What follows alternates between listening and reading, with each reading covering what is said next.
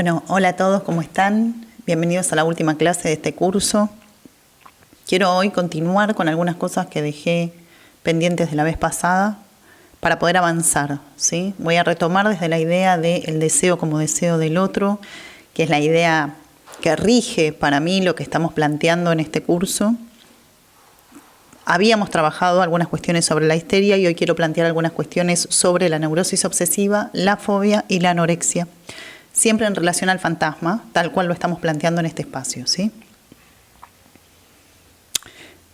¿Por qué quiero avanzar por ahí? Porque histeria y neurosis obsesiva tienen en común su posición en el fantasma. La fobia tiene otra posición distinta en el fantasma y por eso la clínica es diferente.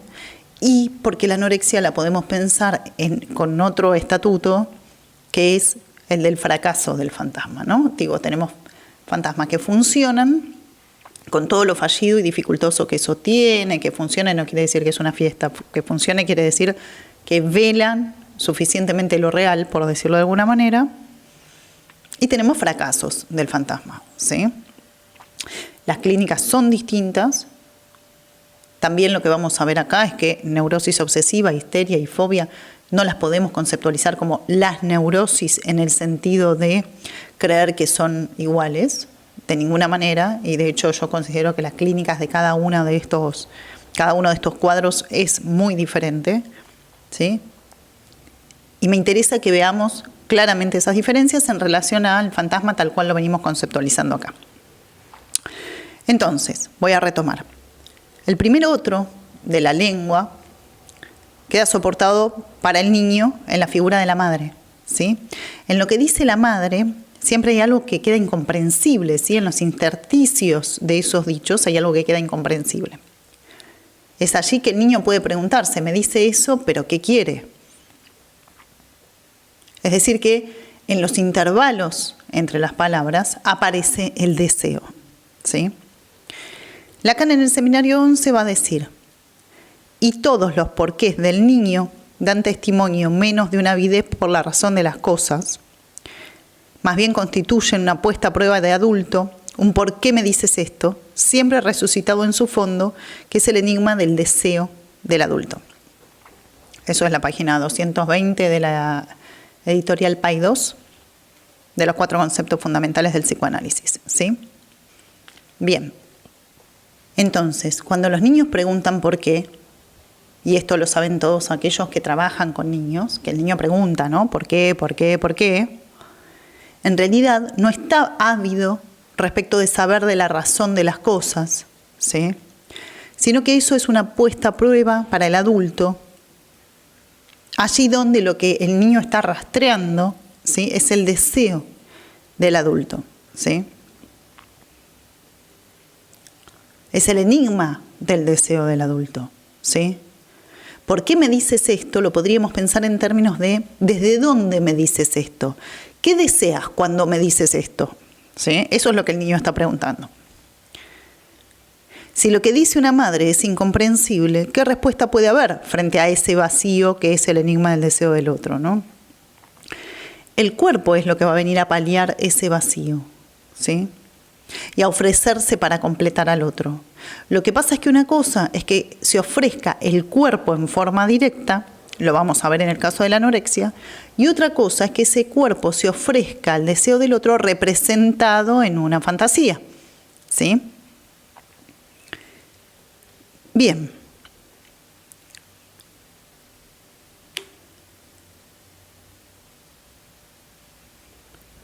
Tenemos que ubicar que efectivamente la fantasía y la posibilidad de representación del cuerpo en esa fantasía es lo que posibilita un mejor tratamiento respecto de lo enigmático del deseo.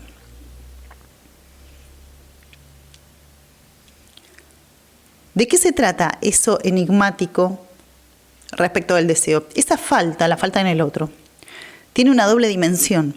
Por un lado va a indicar la falta de un significante en el otro. El otro es una batería significante y está incompleta. Falta un significante que nombra al sujeto, ¿de acuerdo?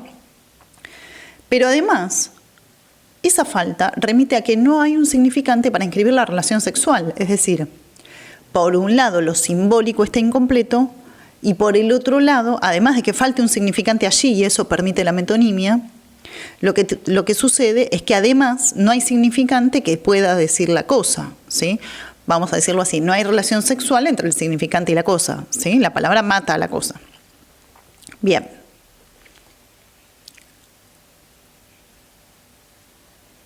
Entonces, la pregunta por el enigma de la sexualidad, esa pregunta que dice Freud, el niño se plantea en determinadas eventualidades, por ejemplo, cuando nace un hermanito, bajo la forma de dónde vienen los niños, está íntimamente ligada a la pregunta por el deseo del otro. Recordemos que cuando hablamos del enigma de la sexualidad, hablamos del enigma y no del misterio. Como yo decía en una de las clases anteriores, recordemos que el neurótico lo que hace es transformar el enigma en misterio, ¿sí? Tratar de decodificar de qué se trata ese enigma, transformándolo en una variable que podría tener algún valor determinado, ¿sí?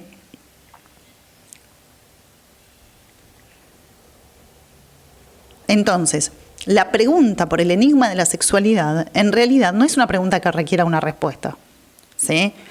Fuera de la neurosis uno podría decir es una pregunta sin respuesta. ¿Qué es el enigma de la feminidad, iba a decir, de la sexualidad? ¿Qué es el enigma de la sexualidad? Se trata de cómo se origina la vida, ¿sí? Cómo se pasa de lo inanimado a la vida, ¿sí? Ese es el enigma de la sexualidad. Por eso muchas mujeres psicóticas, por ejemplo, brotan cuando quedan embarazadas, porque no hay cómo recubrir eso. Incluso muchas mujeres neuróticas que han vivido las experiencias de embarazo han vivenciado esa sensación, ¿no? De la sensación de estar embarazadas y a la vez de no poder entender, de no poder asimilar la idea de que se pueda producir una vida dentro de un cuerpo, ¿no? Un cuerpo dentro de otro cuerpo, ¿sí? Vamos a decirlo así. ¿Cómo se produce un cuerpo de otro cuerpo? ¿Sí? Es un real en el sentido de algo inasimilable por lo simbólico. No estoy diciendo que es algo que no se sabe en el sentido científico. No se trata de algo que no se sabe pero se podría saber. No me refiero a eso. Sino que no hay pensamiento que recubra esa posibilidad, ese instante de pasaje de lo inanimado a la vida. En el seminario 6, Lacan va a hablar del deseo del otro y del deseo propio. Pensemos la cuestión del deseo propio, ¿no? Porque me parece que es importante que lo tengamos en cuenta. En una clase anterior yo lo que planteaba no recordaba si había citas donde Lacan lo dijera exactamente así, con esa expresión deseo propio, pero las he encontrado y quiero que lo leamos, ¿no? Voy a leer un párrafo de una clase del seminario 6 del 12 de noviembre del 58 que dice: es entre los avatares de su demanda y en lo que esos avatares lo han convertido, y por otra parte esa exigencia de reconocimiento por el otro, que dado el caso podemos llamar exigencia de amor, donde se sitúa un horizonte de ser para el sujeto, del que se trata de saber si el sujeto, sí o no, puede alcanzarlo. Es en ese intervalo, en esa ansia, que se sitúa una experiencia que es la del deseo, que es aprehendida ante todo como siendo la del deseo del otro, y en el interior de la cual el sujeto tiene que situar su propio deseo. Su propio deseo como tal no puede situarse en otra parte que en ese espacio. Bien, voy a ir separando esta cita para que la podamos pensar un poco, ¿sí? Es entre los avatares de su demanda y en lo que esos avatares lo han convertido, y por otra parte esa exigencia de reconocimiento por el otro, ¿sí? Que dado el caso podemos llamar exigencia de amor, donde se sitúa un horizonte de ser para el sujeto, del que se trata de saber si el sujeto sí o no puede alcanzarlo. Nosotros veníamos hablando de la demanda, de cómo el neurótico lee el deseo del otro como demanda. Ahora, esta cita tiene una particularidad, y es que enlaza la cuestión de la posición del sujeto sintiéndose demandado con el amor y con el narcisismo. Dice que el neurótico busca el reconocimiento del otro y que ese reconocimiento del otro es tomado por el neurótico como un gesto de amor, ¿sí? Y que de alguna manera esa búsqueda es una exigencia de amor, ¿sí? Acá todavía el amor no es dar lo que no se tiene. Nosotros a partir del seminario 8 leemos el amor es dar lo que no se tiene. Pero acá, cuando estamos hablando de que el neurótico exige amor por parte de su otro, lo que exige es que el otro dé lo que tiene, no lo que no tiene, ¿sí? Es un amor en términos narcisistas. El neurótico quiere la prueba de amor del otro, quiere ser amado por el otro, y ese amor se va a traducir en gestos de reconocimiento. Y esto lo vamos a ver en la transferencia. ¿Qué es lo que sucede en la transferencia? Que el neurótico viene desde esta posición, ¿sí? Es decir, el neurótico viene a hacerse amar por nosotros y nosotros vamos a tener que producir un movimiento dialéctico que permita, ¿sí?, salirnos de ese lugar de ser los que teóricamente daríamos el amor y el reconocimiento, y sacar también al sujeto de ese lugar de pretender ser amado, ¿sí? Ahora, ¿qué sucede? Lo que Lacan dice en esta cita es que ser amado y ser reconocido es un modo de ser, ¿sí? Es un horizonte de ser para el sujeto, ¿sí? Entonces, la tentativa del neurótico de leer la demanda del otro y tratar de complacerla es una tentativa de ganar ese amor y ese reconocimiento que le darían estabilidad a su narcisismo. Bien, quiero agregar un último articulador que yo todavía no comenté. Nosotros venimos hablando del deseo y de la demanda, y del otro y del sujeto.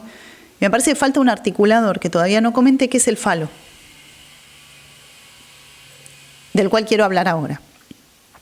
Lacan va a decir al respecto: si ustedes me permiten servirme de un signo llamado lógico, que es el vel, del que uno se sirve para designar el o bien de la distinción, el sujeto ve abrirse para él la elección entre no serlo, no ser el falo, y si lo es, no tenerlo, es decir, ser el falo para el otro, el falo en la dialéctica intersubjetiva. Es de eso de lo que se trata.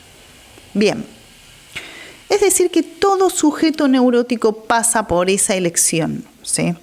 O no es el falo, o lo es, pero no lo tiene, ¿sí? Por un lado o por el otro aparece la falta, ¿sí? O no es el falo, y entonces hay una falta en ser, ¿sí? O es el falo, pero no lo tiene, entonces se siente castrado imaginariamente.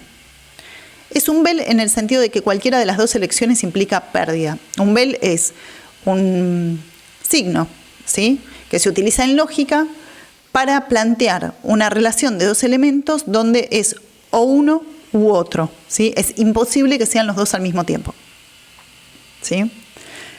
Bien, que el neurótico pase por la elección, ¿sí?, de si no es el falo o si es y no lo tiene, no quiere decir que eso sea una decisión del neurótico. Nosotros en psicoanálisis tenemos que diferenciar muy bien de qué se trata la decisión y de qué se trata la elección, ¿sí?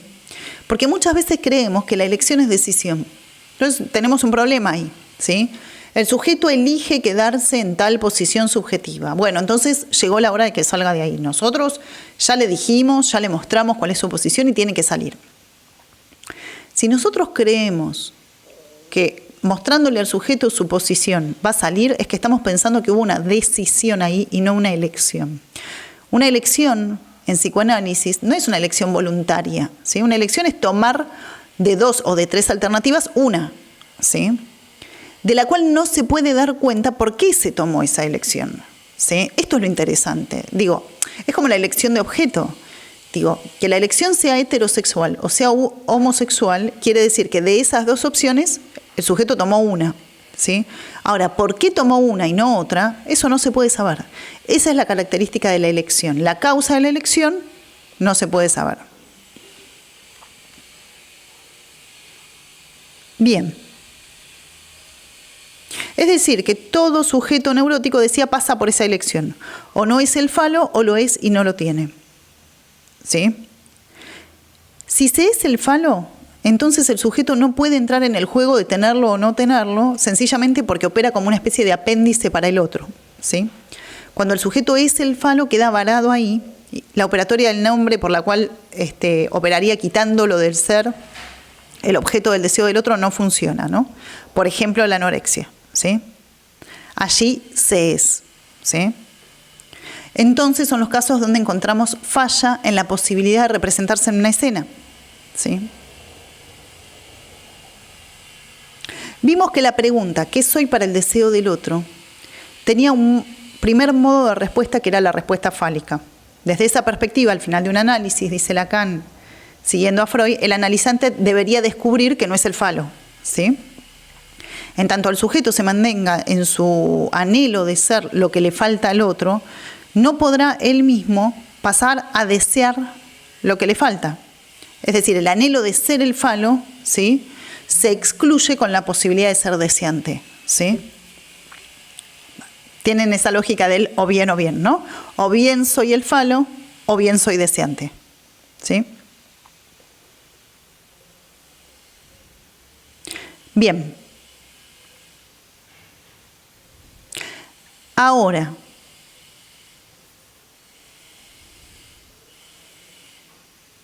vamos a retomar algunas cuestiones clínicas a partir de acá. La vez pasada yo había mencionado qué sucedía con la histeria en el fantasma, cómo la histeria intenta sostener su deseo activo y lo hace de una manera particular, que es sosteniendo el deseo de deseo insatisfecho. Porque habíamos dicho que el deseo per se es insatisfecho, es imposible, que lo que la histeria hace es tratar de llevar esa insatisfacción a la enésima potencia, tratar de sostenerla, ¿sí?, como un modo de que el deseo esté vivo, ¿sí?, con esta idea de que cuando el deseo encuentra su objeto, se colma, ¿sí?, y entonces se apaga. Esa es la idea que tiene la histeria, ¿sí? Yo deseaba mucho a alguien hasta que ese alguien empezó a mirarme y yo le empecé a gustar. Una vez que le gusto, ya no me gusta más. ¿Por qué no me gusta más? Bueno, porque ya encontré el objeto que yo buscaba, ¿sí?, la mirada de ese hombre, por ejemplo, ¿sí? Entonces ya no me gusta más. Bien, la histeria tiene esa sensación de que encuentra el objeto de su deseo y una vez que lo encuentra el deseo se apaga. Entonces necesita mantener el deseo vivo como al modo del deseo insatisfecho, ¿no? Bien, ahora quiero retomar algunas cuestiones, pero respecto de la neurosis obsesiva, para lo cual vamos a trabajar algunos párrafos del seminario 6 de la clase 10 de junio del 59. Quiero abrir un paréntesis acá. Estaba pensando que algo que sucede con los pacientes cuando vemos estas cuestiones del deseo, algo que me parece que es muy común, es la poca paciencia de los analistas, ¿no?, con estas cuestiones. Como cierta irritabilidad incluso respecto del deseo de deseo insatisfecho o del deseo de deseo imposible, ¿no? Digo, muchas veces escuchamos a los analistas ponerse en la posición de, bueno, pero vos querías esto y ahora ya lo tenés. ¿Cómo es que ahora no lo querés más? ¿Sí? Bueno, hacete cargo de tu deseo, hacete cargo de lo que vos querías. ¿Sí? Tenemos que tener mucho cuidado con eso porque me parece que en esas situaciones de cierta irritabilidad, de cierta intolerancia del analista a lo que el analizante presenta, se esconde otra cuestión, ¿no?, que es la intolerancia a la neurosis misma. Digo, está claro que nadie quiere sostener el deseo de deseo insatisfecho de modo voluntario, nadie decide hacer eso, nadie decide sostener el deseo de deseo imposible. De hecho, los pacientes vienen quejándose de esto, ¿no? Las histéricas muchas veces vienen quejándose de, bueno, al final yo decía que quería que fulano de tal me mirara y ahora que me mira no me gusta más. ¿Cómo es esto? ¿Sí? No es que están contentas con eso, ¿sí? Entonces, la intolerancia respecto de los pacientes es un gran dato para nosotros, porque cuando nos sentimos irritados, intolerantes, eso es contratransferencial, eso es resistencia del analista, ¿sí? Bien, voy a leer entonces del seminario 6, la clase del 10 de junio del 59. Lacan va a decir, la diferencia del obsesivo en relación a la histérica es quedar él fuera de juego. Es su verdadero deseo. Ustedes lo verán. Confíen en esas fórmulas cuando tengan que estudiar al sujeto clasificable clínicamente. El obsesivo es alguien que no está jamás verdaderamente allí, en el lugar donde está en juego algo que podría ser calificado como su deseo. Allí donde arriesga el golpe, aparentemente no es allí donde él está. Es de esta desaparición misma del sujeto en el punto de compromiso de deseo, que hace, si se puede decir, su arma y su escondite. Él ha aprendido a servirse de esto para estar en otra parte. Bien, es un poquito largo el párrafo para seguirlo en forma oral, así que voy a tomar las primeras frases y después las últimas, ¿sí?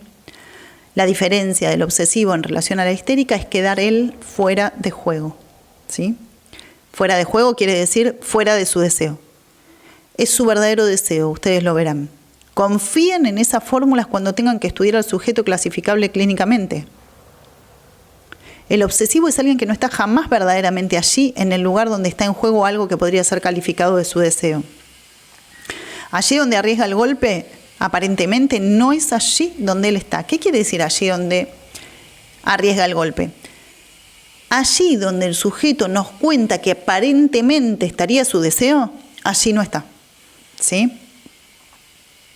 Digo, si un obsesivo nos cuenta que salió de paseo con su esposa, que le compró algo, que fueron a algún lugar que a ella le gustaba, ¿no? Y nos dice que bueno, que él la pasó muy bien con eso y todo lo demás, no necesariamente quiere decir que su deseo está ahí, ¿sí? En general es al revés, nos cuenta algo para esconder que el deseo está en otro lado. Y esto, dice Lacan, es algo que tenemos que tener en cuenta cuando estudiamos al sujeto clasificable clínicamente, clasificable como obsesivo, ¿no? Clínicamente, ¿sí? Es una indicación de Lacan. Es casi como, no crean que el deseo del obsesivo está donde él lo está señalando, está en otro lado, ¿sí? Es en esa desaparición misma del sujeto en el punto de compromiso del deseo, que hace, si se puede decir, su arma y su escondite, ¿sí? Él ha aprendido a servirse de esto para estar en otra parte. Es muy interesante esto, porque eso quiere decir no solamente que el obsesivo no está allí donde aparenta estar su deseo, sino que además, si el deseo está en otra parte, nosotros clínicamente tendríamos que entender dónde, ¿sí? Digo, de todas las cosas que el obsesivo cuenta, ¿sí? ¿Dónde estaría su deseo implicado, digamos, ¿no? Eso es algo que no lo vamos a ver en este espacio porque no nos concierne, pero quiero que lo tengamos en cuenta, ¿sí? Que tenemos que entender que el deseo del obsesivo no está implicado en eso que nos está contando, pero también necesitamos ubicar ciertos indicios que la clínica nos da, ¿sí? Respecto de dónde sí estaría su deseo implicado, ¿sí? La cita sigue. Es siempre para mañana que el obsesivo reserva el compromiso con su verdadero deseo. Siempre para mañana, ¿sí? O sea que sostiene el deseo en la procrastinación. Dice Lacan, esto no quiere decir que, esperando ese término, él no comprometa nada. Lejos de eso, hace sus pruebas. Además, él puede llegar hasta considerar esas pruebas, eso que hace, como un medio de ganar méritos. ¿Méritos en qué? En la referencia del otro respecto de sus deseos. Eso no quiere decir que él no comprometa nada, ¿sí? Es decir, no es que, como el obsesivo nos está hablando de algo que no tiene que ver en realidad con su deseo, entonces él no compromete nada. Él compromete algo mientras está hablando, pero ¿qué es lo que compromete? Hace sus pruebas, es decir, allí donde nos habla, allí donde nos relata, en ese lugar del relato donde él se detiene, se explaya, etcétera, etcétera, lo que nos está contando son sus pruebas, las hazañas que hace para lograr el reconocimiento del otro, ¿sí? Para ganar méritos, como dice Lacan en esta cita, ¿sí? La cita continúa. Constatarán ustedes que estas cosas verdaderamente se confiesan cada 2 por 3, aun si el obsesivo no reconoce ese mecanismo como tal. Pero es importante que ustedes sean capaces de reconocerlo para designarlo. Bien, entonces, el obsesivo confiesa estas cosas cada 2 por 3, aunque no se dé cuenta que las está confesando, ¿sí? Cuenta de tal modo sus méritos, sus hazañas, ¿sí? Pero a la vez, en la enunciación, nos permite vislumbrar que no es ahí donde su deseo está comprometido. Por eso es tan importante la precisión clínica, ¿sí? Porque como nosotros estamos muy acostumbrados a trabajar con la histeria, estamos muy acostumbrados a formarnos en lo que tiene que ver con la histeria, lo que sucede cuando trabajamos con la neurosis obsesiva es que después no entendemos nada. ¿Por qué? Porque el obsesivo no nos viene a contar, ¿sí? No nos viene a contar dónde está su deseo. No nos viene a hablar de eso, nos viene a hablar de sus hazañas, ¿sí? En la histeria tenemos otro cuadro, porque la histeria habla del deseo permanentemente, ¿sí? Es un cuadro como menos escondedor, si se quiere, ¿sí? Y acá vuelvo a lo que decía antes. Cuidado con creer que el obsesivo esconde porque le gusta, ¿sí? No funciona así la cosa, no es que esconde porque le gusta. Pero sí es un hecho que cuando habla su deseo está en otra parte. Entonces, como nosotros estamos formados para trabajar con la histeria, lo que termina sucediendo es que el obsesivo no nos viene a hablar de su deseo y nosotros muchas veces creemos que eso que nos está contando concierne a su deseo, ¿sí? Cuando en realidad no, y somos nosotros como analistas los que vamos a tener que poner en juego, ¿sí?, aquella parte de la trama que concierne a su deseo, porque él no lo va a hacer. Se entiende que la clínica es totalmente distinta. Vamos a tener que ser nosotros los que, con algunas intervenciones, con algunos señalamientos, podamos ubicar que el deseo está en otro lado, ¿sí?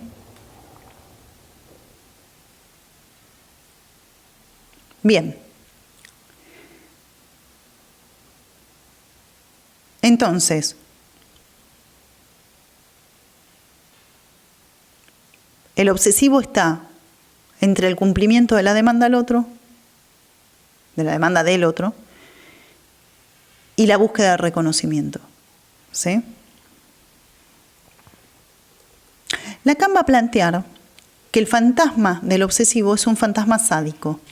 Al respecto, Lacan va a decir lo siguiente: el obsesivo que se presenta tan oblativo, dispuesto a satisfacer las demandas, cercano, simpático, solidario, filantrópico, encubre bajo ese amor al otro su fantasma sádico, inconsciente.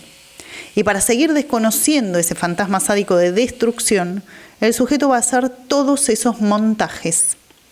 Por tanto, en la clínica esto nos debe orientar. Aquí aparece nuevamente algo que yo escuché muchas veces, ¿no? Que Lacan no es clínico, que no da indicaciones clínicas. Bueno, me parece que muchas veces Lacan da indicaciones clínicas. Lo que pasa es que tal vez las pasamos un poco por alto y estaría bueno que no lo hagamos, ¿no? Entonces acá tenemos una gran indicación clínica respecto de lo que es el trabajo con la neurosis obsesiva. Lacan está diciendo que el obsesivo tiene una serie de montajes que encubren un fantasma sádico. ¿Cuáles son esos montajes? Mostrarse dispuesto a satisfacer las demandas, cercano, simpático, solidario, ¿sí? Todas esas son fachadas, digamos, de un fantasma sádico de destrucción. Es decir, lo que el obsesivo en realidad necesita, fantasea, ¿sí? Fantasea necesitar, digamos, es destruir al otro. Pero el montaje que arma es el de ser cercano, solidario y simpático y responder a las demandas, ¿sí? Bien. Y esto tampoco lo va a venir a decir el obsesivo, porque recordemos que las fantasías muchas veces no se cuentan porque van en contra de la moral. Entonces ningún obsesivo va a venir, ninguno no, exageré, algunos lo cuentan, pero son pocos. Muy pocos obsesivos cuentan cómo quieren destruir al otro. Sin embargo, es súper interesante, porque una vez que empiezan a contarlo, tienen toda una técnica, una estrategia, digamos, no es algo improvisado, ¿no? Sino que se la pasan pensando el cómo. Yo lo iría a buscar al tipo a su casa, ¿no? Lo agarraría a las trompadas. Bueno, hay toda una serie de cuestiones que el obsesivo va pensando y va imaginando de destrucción respecto del otro, ¿sí?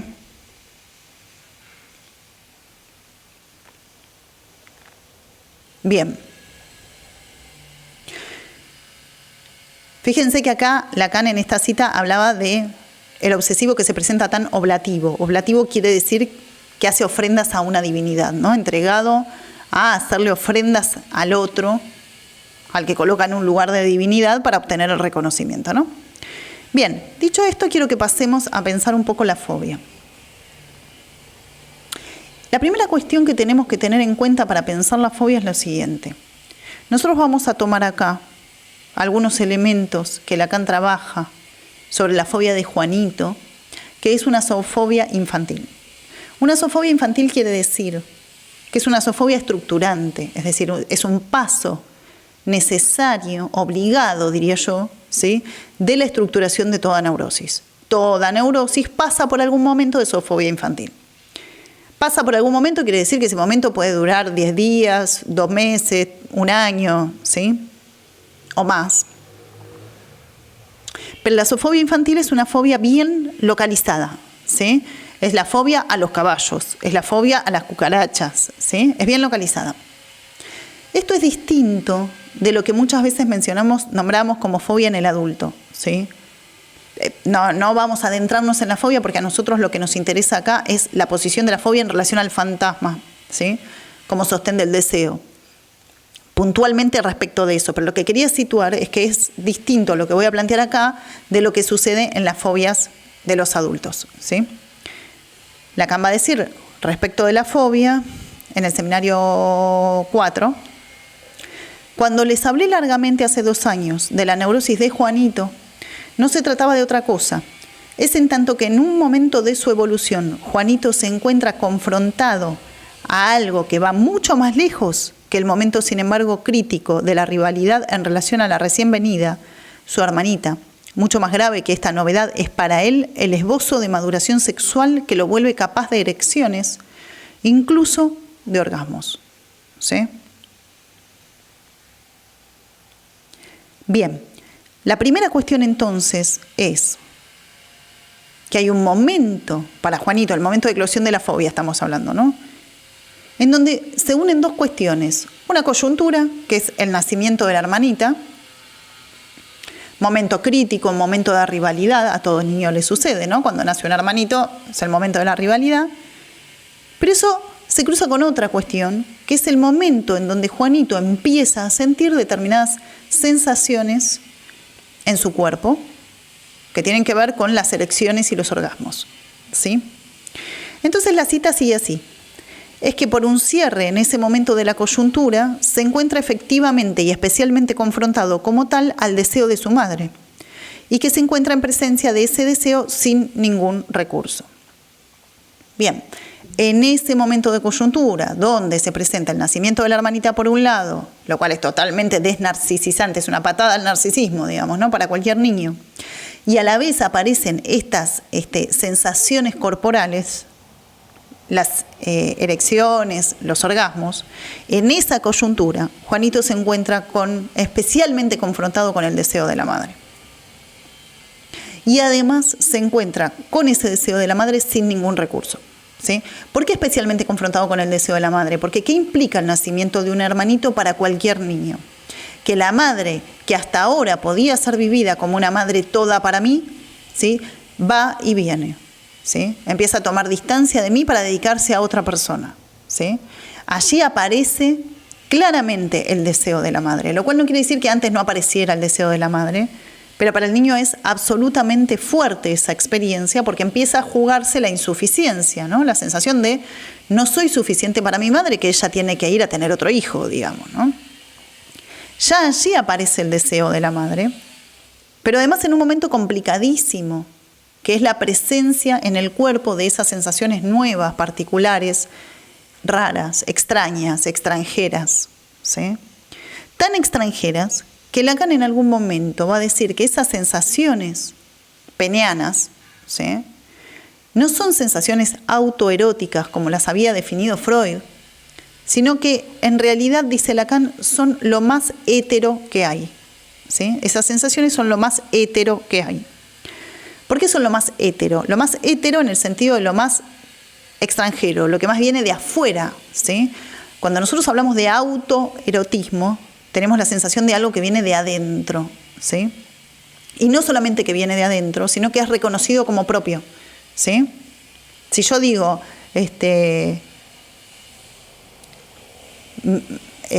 no sé, mi autoconfirmación, mi autoafirmación, ¿sí? Es algo que reconozco como propio. Lo hétero es lo que es ubicado como ajeno. ¿Qué sucede? ¿Ajeno a qué? Primero, ajeno al cuerpo mismo. Es decir, por más que son sensaciones sentidas en el cuerpo, ¿sí? No son registrables como otras sensaciones corporales que sí pueden ser registradas como del propio cuerpo. ¿sí? Si a un niño le duele la panza, el niño dice, me duele la panza, reconoce ese dolor en su cuerpo, ¿sí? No como algo que es extraño. Hay una cosa muy interesante que sucede con los niños muy pequeños, cuando, los varoncitos digo, ¿no? Cuando tienen pequeñas erecciones, ¿no? Cuando el pito se mueve, por ahí se están bañando y el pito se mueve solo, ¿sí? Ellos se sorprenden. ¿Sí? Cuando son chiquititos se miran y se sorprenden como si no entendieran cómo se produjo ese movimiento. Bien, o sea, que en ese momento donde el niño necesitaría poder recubrir simbólicamente esas sensaciones tan particulares, que no están registradas simbólicamente, en ese mismo momento la madre va y viene. ¿Sí? La madre, que según Freud podría satisfacer todas las necesidades del niño, aparece en falta. Lo voy a decir ahora un poco más lacanianamente. Ante lo real, me atrevo a decir lo real del cuerpo, la madre aparece en falta. Lo real del cuerpo no quiere decir lo real en el sentido de una parte del cuerpo material, digamos, ¿sí? De una parte del cuerpo físico, no me refiero a eso. Lo real del cuerpo en el sentido de una sensación que se juega en el cuerpo, pero que no es reconocible por la vía de lo simbólico, no es significantizable, ¿sí? A eso me refiero. Y el niño se encuentra con esta cuestión sin ningún recurso. ¿Qué quiere decir sin ningún recurso? Sin ningún recurso simbólico, ¿sí? Sin nadie que aporte una versión, ¿no? Eso que te pasa es tal cosa. Bien. Continúo con la cita. Lacan dice, en las neurosis, que es de lo que se trata para nosotros de acercar por ahora, eso que tiene relación con esa estructura que articulo ante ustedes, es ese momento fecundo de la neurosis a la que apunto en el caso de Juanito, porque allí se trata de una fobia, es decir, la forma más simple de la neurosis, aquella donde podemos palpar el carácter de una solución. Aquello que les he articulado largamente ya a propósito de Juanito, mostrándoles la entrada en juego de este objeto, el objeto fóbico, en tanto que él es un significante insignificante, definitivamente. Bien, me interesan 2 o 3 cositas de este párrafo. La primera, que estamos hablando de la neurosis, que estamos hablando de la fobia en el caso de Juanito, a la cual Lacan llama la forma más simple de neurosis. Ahí, en esa fobia, que es la forma más simple de neurosis, podemos hallar el carácter de una solución. Primera cuestión. Vamos a ubicar la fobia como la forma más simple de neurosis. ¿Por qué es la forma más simple de neurosis? Bueno, porque lo que estamos viendo en realidad es que la fobia, primero, es un paso en la constitución de lo que va a ser finalmente la neurosis, ¿no? Pero además es la forma más simple porque lo que vamos a ver es que el significante de la fobia, ¿sí? Ese objeto fobígeno, viene a operar como nombre del padre, ¿sí? Entre el niño y aquel objeto de angustia, digamos, que es el deseo del otro. Entonces, la fobia es la forma más simple de neurosis, decía, y tiene el carácter de una solución. ¿Por qué tiene el carácter de una solución? Bueno, porque estamos diciendo que Juanito se encuentra con la falta en el otro, con la falta en su madre, se encuentra con la indefensión, el sin recurso frente a esas excitaciones sexuales, ¿sí? Y aparece la fobia a poner texto, ¿sí? Aparece la fobia a significantizar algo de lo que sucede, a armar una trama, ¿sí? Aparece un animal al cual se le puede temer, ¿sí? Uno podría decir, ya no hace falta temerle a esas excitaciones que vienen de ese cuerpo extraño, ¿no? Sino que aparece un animal al cual se le puede temer, ¿sí? Y ese animal no es un animal en el sentido de un animal de carne y hueso, sino que es un significante. La prueba más clara de que ese animal es un significante es que muchas veces cuando nosotros trabajamos con gente fóbica, alcanza con que le nombremos al animal al que teme para que empiece a temer. sin necesidad de verlo, sin necesidad de estar cerca, ¿no? Si uno dice, no, la otra vez me crucé con una rata, ¿no? Podemos ya sentir la presencia de la rata con el solo hecho de nombrarla. O sea que el objeto fobígeno, ¿sí?, es un significante. Y lo que dice Lacan es un significante insignificante, como cualquier significante, es decir, insignificante en el sentido de no vale nada, digamos, ¿no? Un significante que en sí mismo no significa nada, ¿sí? Bien. Entonces, retomo. En la fobia, que es la forma más simple de la neurosis, podemos ver el carácter de una solución frente a la falta en el otro. El neurótico ahí arma un objeto fóbico, un objeto al cual le teme, y en la medida en que arma un objeto fóbico puede delimitar el objeto al cual le teme, ¿sí? Ya no le teme a todo, ¿sí? Ya no le teme a algo que es indiferenciado, como pueden ser esas sensaciones corporales, esas excitaciones, sino que le puede poner un nombre a aquello a lo cual le teme. Es muy importante poder ponerle un nombre, ¿sí?, al objeto al cual se teme. Muy importante. ¿Por qué? Porque si uno no puede delimitar, si uno no puede bordear aquello a lo cual teme, le empieza a temer a todo, ¿sí? En los casos que nosotros vemos clínicamente, que son casos de mucha angustia, en los casos donde vemos que el paciente no está con posibilidades de dialectizar, de trabajar en análisis, que está muy angustiado, que empieza a temerle a todo, ¿sí?, donde la angustia se empieza como a desplazar, es indiferenciable, no tenemos un elemento recortado, ¿sí?, frente al cual la angustia pueda venir a trabajar como señal, digamos, ¿no? Porque recortar un elemento al cual temerle es recortar el elemento peligroso, es ponerle un nombre al peligro, ¿sí? Ah, el peligro son los caballos. Bueno, entonces le temo a los caballos y entonces tengo que aplicar un mecanismo defensivo frente a eso, ¿sí? Ahora, si yo no le puedo poner un nombre a aquello que me causa temor, entonces lo que termina sucediendo es que todo vale igualmente como causa de mi temor, ¿sí? Y en ese sentido, no tengo la posibilidad de que la angustia funcione como señal, porque recordemos que Freud dice que la angustia es señal frente al peligro, ¿sí? Pero el peligro tiene que estar determinado para eso, ¿de acuerdo? Bien.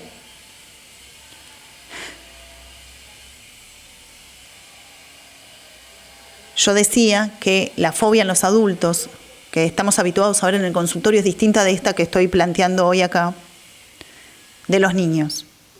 ¿Por qué es distinta? Justamente porque la fobia estructurante, ¿sí?, es la que permite delimitar un objeto, y la fobia en el adulto, estoy diciendo muy a grandes rasgos, tendríamos que ver casos, pero digo, la que en general vemos que es la agorafobia, ¿sí?, incluso la claustrofobia también, pero especialmente la agorafobia, es una fobia en donde el objeto está indeterminado, ¿sí? Bien, por eso es tan limitante, ¿no?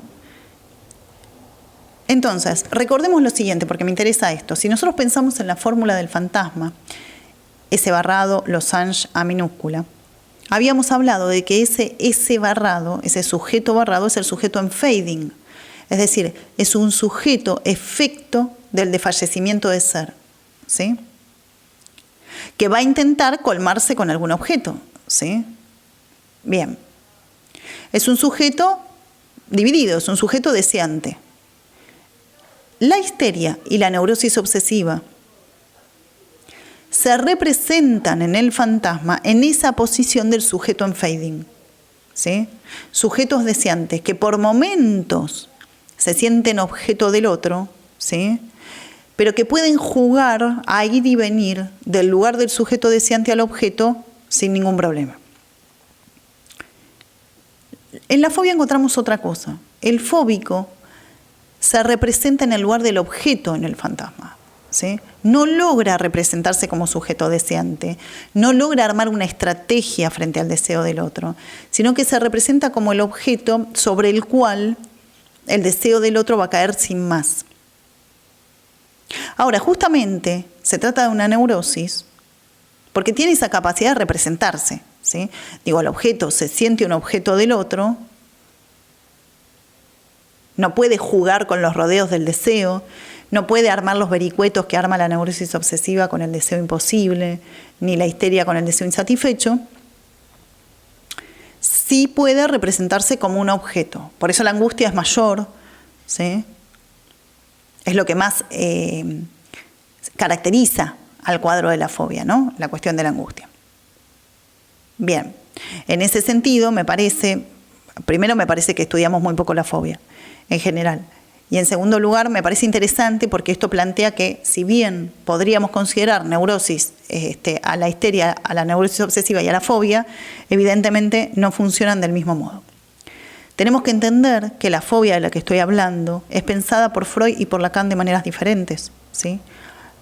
Para Freud, la fobia es una huida frente a la posibilidad de que el padre ejerza la castración sobre el pene del sujeto, ¿sí? Para Freud, el caballo sustituye al padre, ¿sí? Tiene potencia castratoria, ¿sí? Y el niño huye de la potencia castratoria del caballo, ¿sí? Porque le teme, ¿sí? Porque puede perder su pene. Para Lacan es al revés.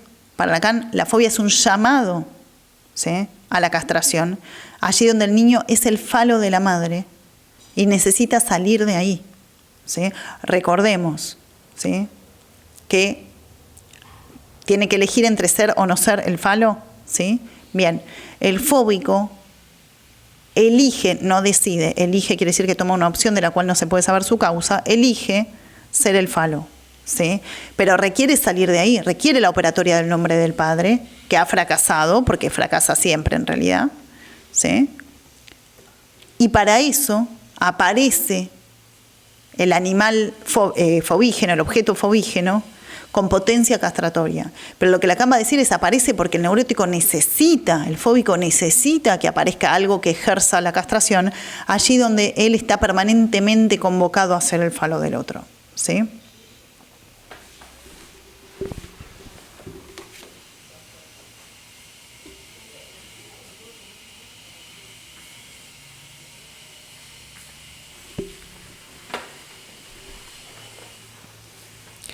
Bien, vamos a ver un poquito respecto de la anorexia, porque yo planteaba al principio de la clase de hoy que en la anorexia tenemos otro problema, que es que el anoréxico no se puede representar en una escena, ¿sí? O sea, que estamos allí frente a un fracaso del fantasma. Yo no puedo especificar acá si el hecho de que el anoréxico no se pueda representar en una escena va a hacer que nunca en la vida se pueda representar en una escena, o tal vez alguna vez pueda. ¿Por qué no lo puedo especificar? Porque hay anorexias y anorexias, ¿sí? Entonces hay anorexias histéricas, hay anoréxicas, no sé cómo llamarlo, pero que no son histéricas. Pero de todos modos, a nosotros lo que nos interesa es el cuadro a los fines de lo que estamos situando en el fantasma. En el seminario 4, Lacan va a hablar de la anorexia y va a decir lo siguiente. Ya les he dicho que la anorexia mental no es un no comer, sino un no comer nada. Insisto, esto quiere decir comer nada. De lo que se trata en el detalle es que el niño come nada, lo que es otra cosa que una negación de la actividad.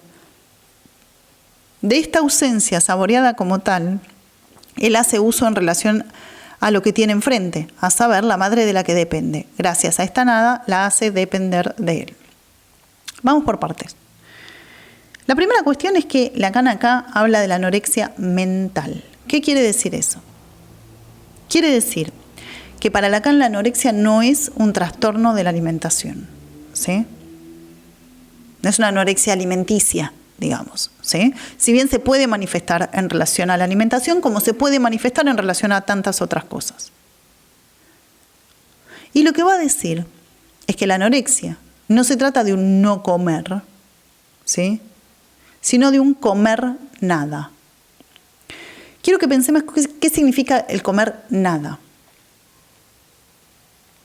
El objeto del deseo, que es un objeto en falta, es justamente, plantea un agujero en la estructura, ¿estamos de acuerdo? Pues es un objeto en falta. Podríamos pensar ese agujero en la estructura, ¿sí? No el agujero, sino el objeto que falta, como nada. ¿Sí? Una nada. Se funda una nada.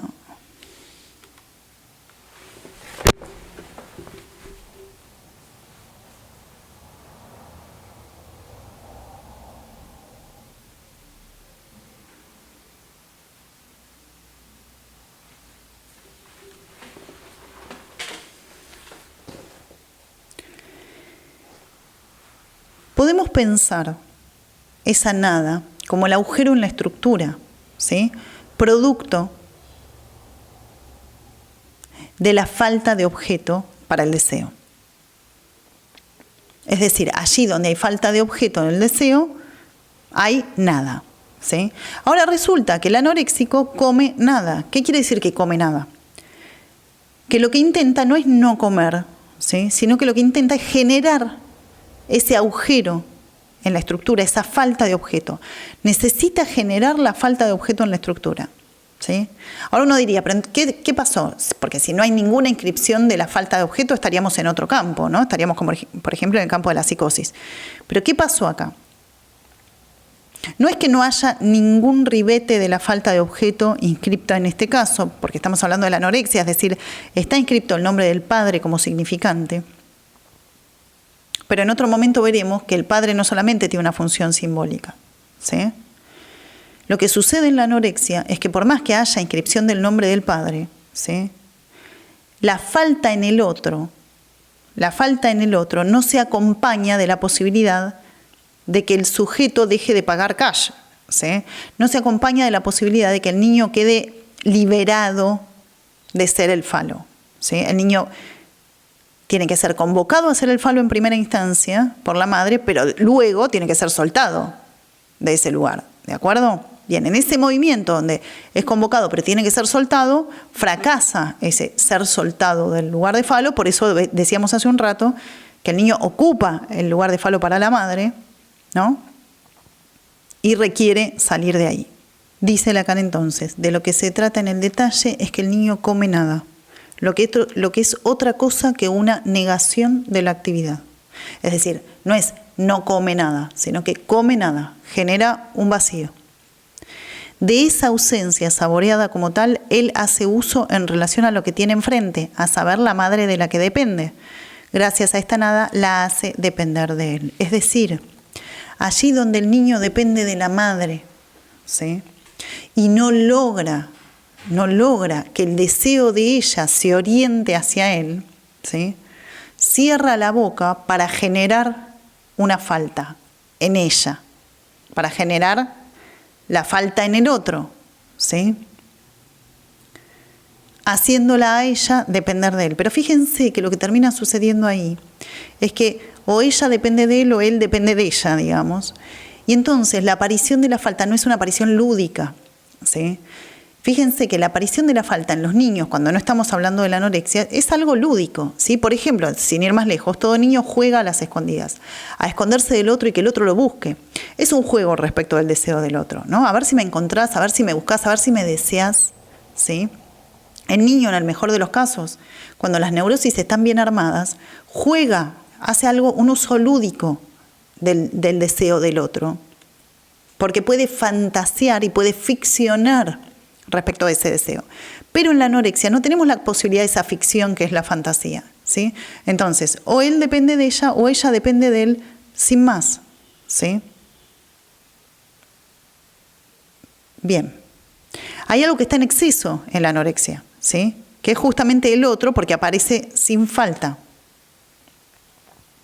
No tenemos lo que tenemos en la neurosis estructurada, que es deseo del otro, fantasma como una respuesta al deseo del otro y el sujeto representándose en el fantasma, sino que tenemos la sensación de ese deseo del otro sin un tope, ¿sí? No está la suposición que implica el fantasma, ¿no?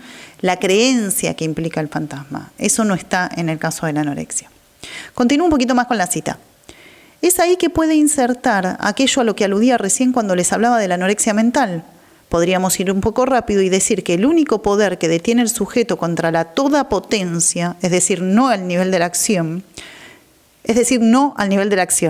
e introducir aquí la dimensión del negativismo, que no es sin relación con el momento al que apunto.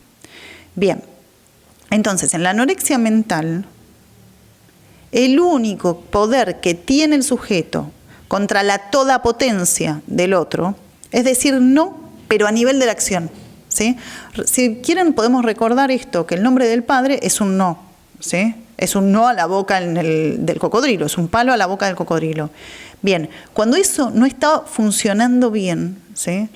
El no, que debería ser por operatoria simbólica, ¿sí? Y en donde hay un fracaso, termina siendo un no en la acción concreta, digamos, ¿sí? Como una tentativa de introducir el negativismo. ¿Qué es introducir el negativismo? ¿Qué es el negativismo? El negativismo es el hecho de que la palabra mata a la cosa, ¿sí?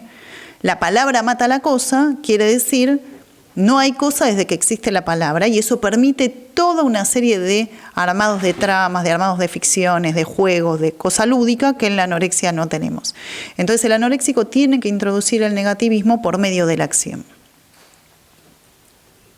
La acción de cerrar la boca, ¿no? Fíjense cómo continúa Lacan. Es al nivel del objeto anulado, en tanto que simbólico, que el niño pone en jaque su dependencia, y precisamente nutriéndose de nada. Es ahí que interviene su relación de dependencia, haciéndose por esta vía amo de la toda potencia ávida de hacerlo vivir, él que depende de ella.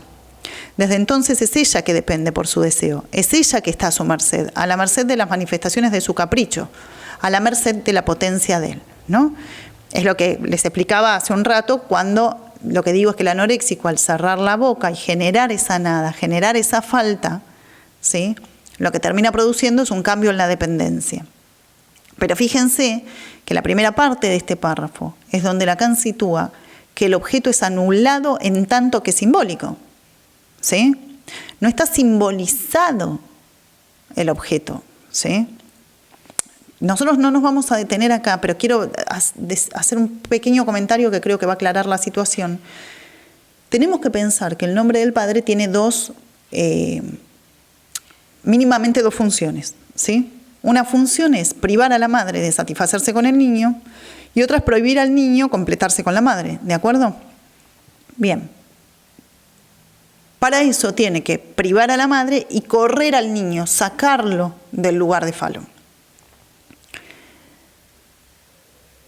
Podríamos llamar función metafórica a la primera, ¿sí? Donde el padre barra a la madre, produce una barradura en la madre, y metonímica a la otra. Pero cuando se da una sola, ¿sí? Fracasa la función del nombre del Padre, porque en realidad el nombre del Padre, operando del mejor modo posible, es cuando opera en los dos caminos, en las dos vías, ¿sí?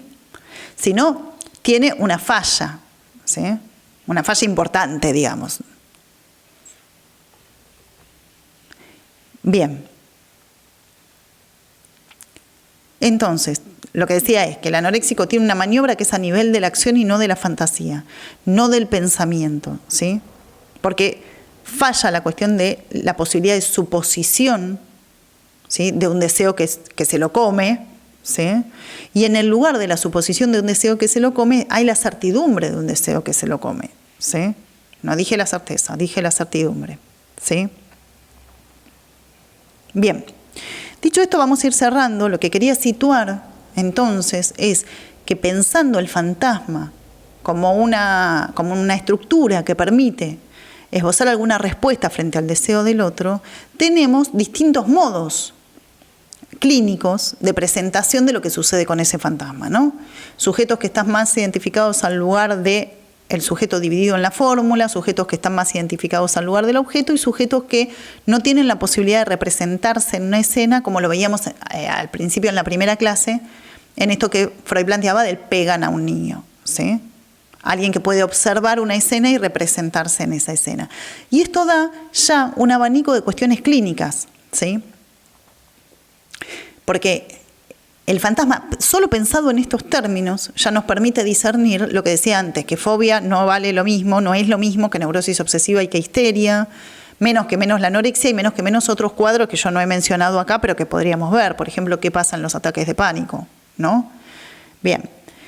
Todo esto partiendo de una fórmula mínima que yo les quise proponer en este curso, que es el fantasma como sostén del deseo, sin que todavía entráramos en otras formulaciones que hace Lacan más adelante, sumamente importantes, que tienen que ver con la articulación entre el fantasma y el goce, ¿sí? Pero como les dije en primera instancia, no se va a poder entender de qué va el asunto del fantasma y el goce si no se entiende esto. La idea era poder ofrecerles una base para que ustedes a partir de acá sí puedan tomar otros textos, puedan ir más adelante en la obra de Lacan y puedan entender lo que sigue, porque esto que planteamos acá se sigue sosteniendo, ¿sí? Más adelante. Bueno, muchísimas gracias por haber participado de este espacio, espero que lo hayan disfrutado. Por supuesto nos encontramos para charlar sobre estas cuestiones en los Zooms, en los encuentros por Zoom. Y por otro lado, seguramente nos iremos encontrando en otros espacios también. Así que gracias a todos por estar acá y por compartir este momento. Les mando un gran abrazo.